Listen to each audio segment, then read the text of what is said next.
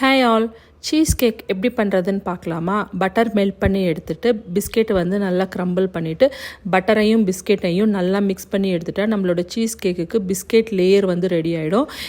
நான் வந்து இன்றைக்கி ஒரு ரிங் மோல்டில் கீழே அலுமினியம் ஃபாயில் பேஸ் கொடுத்துட்டு நம்ம ரெடி பண்ணி வச்சுருந்த பிஸ்கெட் லேயரை நல்லா ஸ்ப்ரெட் பண்ணி விட்டுட்டு இது வந்து 1 hour ஃப்ரிட்ஜில் வச்சு நல்லா செட் பண்ணி எடுத்துக்கலாம். அண்ட் தென் சீஸ் லேயருக்கு வந்து நான் வந்து நம்ம இன்றைக்கி செய்கிறது வந்து எக்லெஸ் சீஸ் கேக். ஸோ வந்து cream cheese, hung curd, cornflour, lemon juice, sugar எல்லாத்தையும் வந்து நல்லா சில்கியாக பீட் பண்ணி எடுத்துகிட்டு நம்ம ஆல்ரெடி செட் பண்ணி வச்சுருந்த பிஸ்கெட் லேயரில் மேலே வந்து இந்த மாதிரி சேர்த்துட்டு ஒரு ஸ்பூன் வச்சு நல்லா ஈவனாக வந்து ஸ்ப்ரெட் பண்ணி எடுத்துகிட்டு ஒரு பேக்கிங் ட்ரேயில் நம்ம இன்றைக்கி வாட்டர் பாத்தில் வந்து பேக் பண்ணி எடுத்துக்கலாம். யூஸ்வலாக க்ரீம் சீஸ் கேக் வந்து வாட்டர் பாத்தில் ஸ்லோ பேக்கிங்கில் வந்து பேக் பண்ணி எடுப்பாங்க. 140 டிகிரி செல்சியஸில் 60 minutes பேக் பண்ணி எடுத்துகிட்டு நல்லா ஆற விட்டுட்டு ஃப்ரிட்ஜில் வச்சு நல்லா சில் பண்ணிவிட்டு டிமோல்ட் பண்ணியாச்சு.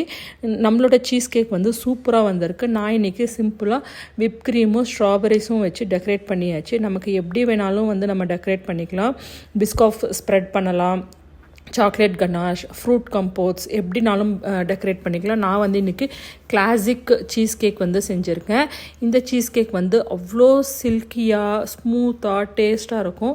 கண்டிப்பாக வந்து இந்த சீஸ் கேக் வந்து ட்ரை பண்ணுங்கள். ஃபுல் ரெசிபி வேணும்னா கமெண்ட் பாக்ஸில் கமெண்ட் பண்ணுங்கள். நான் ஃபுல் ரெசிபி வந்து அப்லோட் பண்ணுறேன். தேங்க்யூ.